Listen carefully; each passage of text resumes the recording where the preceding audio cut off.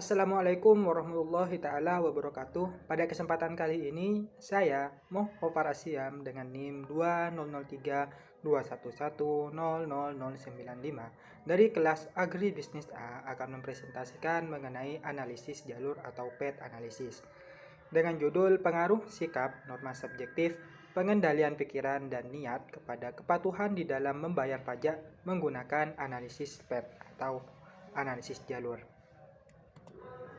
Asumsi-asumsi pada analisis PET atau analisis jalur ini yakni yang pertama, hubungan antar variabel dalam model adalah linier. Artinya, perubahan terjadi pada variabel merupakan fungsi perubahan linier dari variabel lain yang bersifat kausal. Yang kedua yakni variabel yang diamati bersifat aditif. Yang ketiga yakni variabel residu tidak berkorelasi dengan variabel yang lain. Dan yang keempat, yakni variabel yang diamati berskala interval atau rasio. Pada slide selanjutnya, yakni adanya data sekunder. Di sini saya memperoleh data sekunder dari google.com, di mana variabel-variabel yang di dalamnya ada X1 sikap, X2 norma subjektif, X3 pengendalian perilaku, X4 niat, dan Y kepatuhan pajak. Jumlah data pada setiap variabelnya ini berjumlah 20 data. Hipotesis, yakni H0 tidak ada pengaruh signifikan pada variabel, H1 sikap berpengaruh signifikan terhadap niat, H2 norma subjektif berpengaruh signifikan terhadap niat, H3 pengendalian perilaku berpengaruh signifikan terhadap niat, H4 niat berpengaruh signifikan terhadap kepatuhan pajak, H5 sikap berpengaruh signifikan terhadap kepatuhan pajak, H6 norma subjektif berpengaruh signifikan terhadap kepatuhan pajak, dan H7 pengendalian perilaku berpengaruh signifikan terhadap kepatuhan pajak. Berikutnya saya akan menampilkan video tutorial cara melakukan analisis PET menggunakan aplikasi SPSS 20. Berikut videonya. Assalamualaikum warahmatullahi wabarakatuh. Pada kesempatan kali ini saya akan mempresentasikan dan memberi tutorial cara melakukan analisis PET atau analisis jalur pada data sekunder yang telah saya peroleh sebelumnya. Langkah pertama, kita harus mempunyai data sekunder. Di sini saya telah mempunyai data sekunder dengan variabel X1 adalah sikap, X2 norma subjektif, X3 pengendalian perilaku, X4 niat, Y kepatuhan pajak yang bersumber dari google.com. Jumlah dari datanya tersebut yakni berjumlah 20 data. Setelah kita memperoleh data sekunder, lalu kita membuka aplikasi SPSS 20. Kita masuk ke menu variable view. Di sini saya telah mengisi yakni dengan nama X1 dengan label sikap, X2 dengan label norma subjektif, X3 label pengendalian perilaku, X4 niat, Y kepatuhan pajak.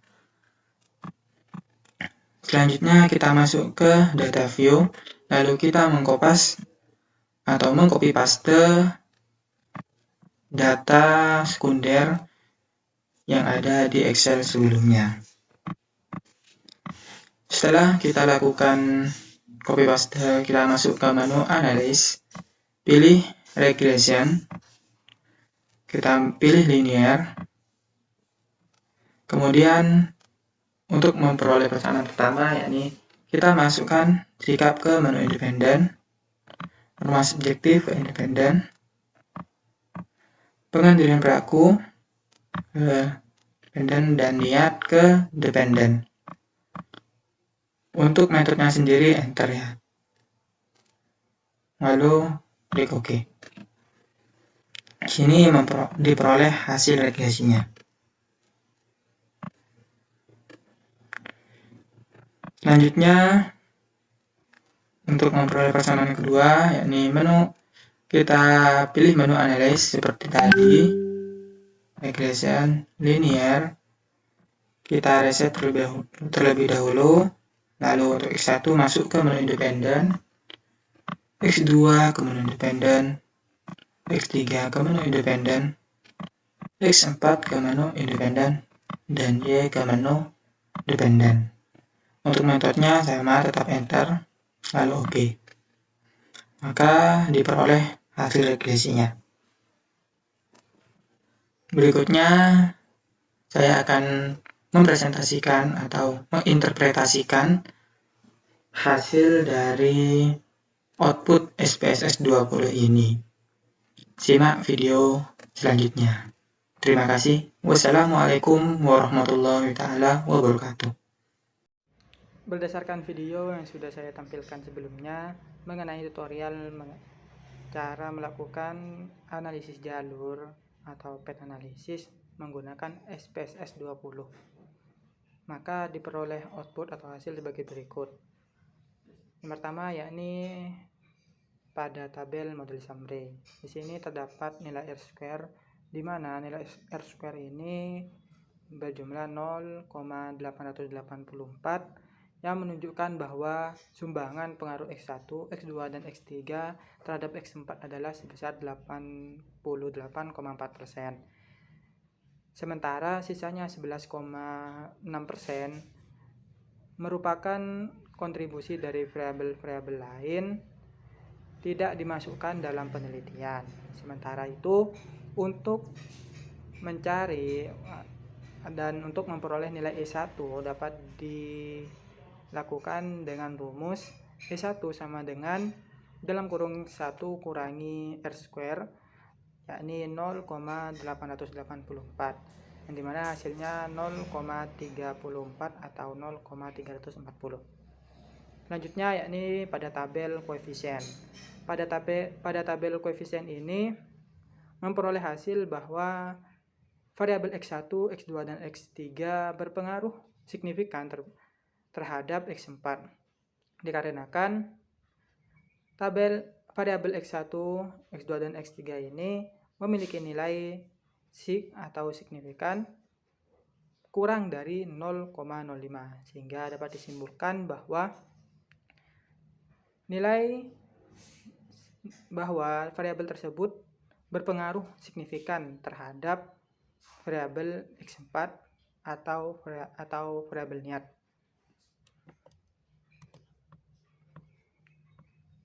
Berikut diagram model 1 berdasarkan pengaruh dari variabel X1, X2, dan X3 terhadap X4.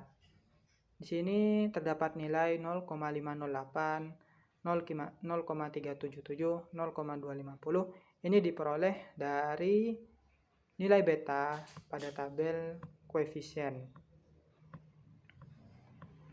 Dan E1 ini sebesar 0,340 atau 0,34. Dilanjutkan pada output model 2 atau persamaan 2 di tabel model summary, yakni memperoleh nilai sebesar 0,930 untuk R square-nya, yang dimana menunjukkan bahwa sumbangan pengaruh X1, X2, X3, dan X4 terhadap Y adalah sebesar 93%. Sementara sisanya 7% merupakan kontribusi variabel-variabel lain tidak dimasukkan dalam penelitian. Sementara itu, untuk nilai E2 dapat dicari dengan rumus E2 sama dengan akar dalam kurung 1 kurangi nilai R square, di mana nilai R square-nya yakni 0,930 dan memperoleh hasil yakni 0,264. Pada tabel koefisien yakni diperoleh hasil bahwa variabel X1, X2, X3, dan X4 berpengaruh signifikan terhadap Y. Dikarenakan nilai sig dari setiap variabel X1 hingga X4 ini lebih kecil dari 0,05, sehingga dapat disimpulkan bahwa variabel X1, X2, dan X3 dan X4 berpengaruh signifikan terhadap Y, atau variabel kepatuhan pajak. Berikut diagram model 2 atau diagram persamaan 2. Di sini diperoleh X1, X2, X3 berpengaruh pada X4 secara tidak langsung, maka berpengaruh juga pada Y.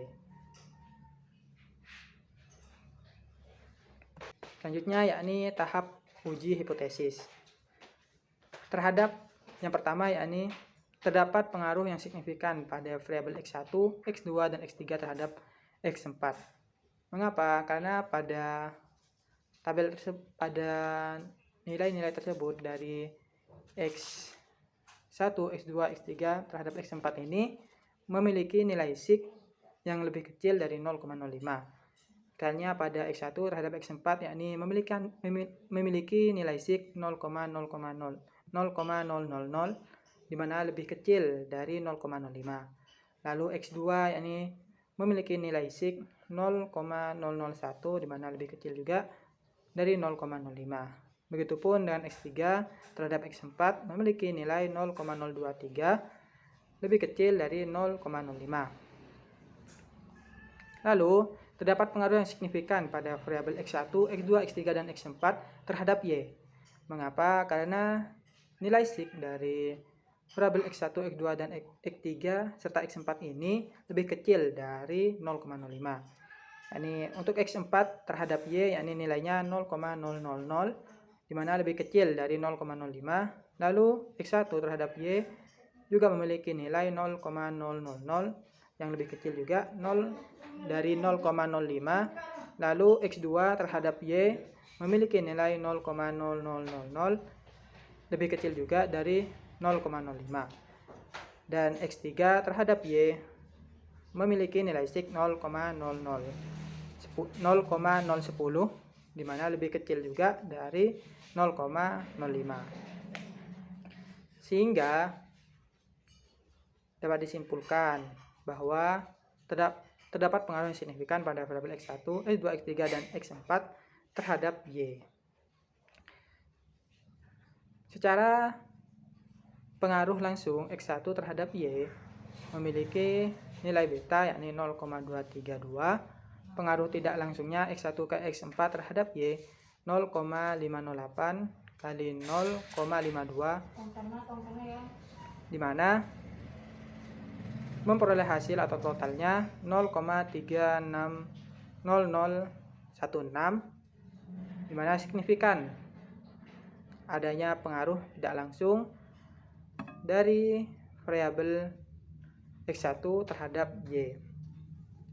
Selanjutnya yakni pengaruh langsung dan tidak langsung X2 terhadap Y dengan nilai beta 0,707. Pengaruh tidak langsung X2 ke X4 terhadap Y memiliki nilai 0,37, lalu dikalikan dengan nilai pengaruh X4 terhadap Y sebesar 0,252, maka diperoleh hasil 0,802004.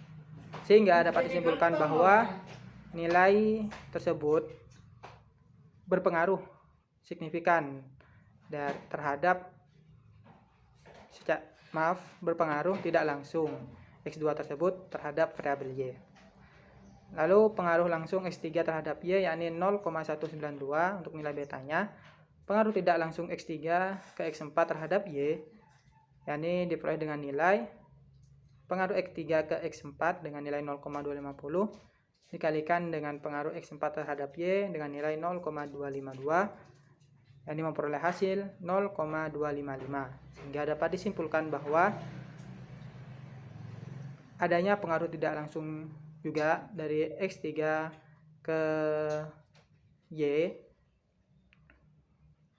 karena nilai dari total X3 terhadap Y ini lebih besar dibandingkan nilai X3 secara langsung terhadap Y. Dari uji hipotesis di atas diperoleh hasil nilai sig dari masing-masing variabel lebih kecil dari 0,05 serta dapat pengaruh yang signifikan dari setiap variabelnya terhadap Y. Kesimpulan. Maka kesimpulan yang dapat diperoleh yakni adanya pengaruh yang signifikan dari sikap, norma subjektif, pengendalian perilaku, dan niat terhadap kepatuhan membayar pajak. Cukup sekian video presentasi dari saya. Kurang lebihnya mohon maaf. Wassalamualaikum warahmatullahi taala wabarakatuh.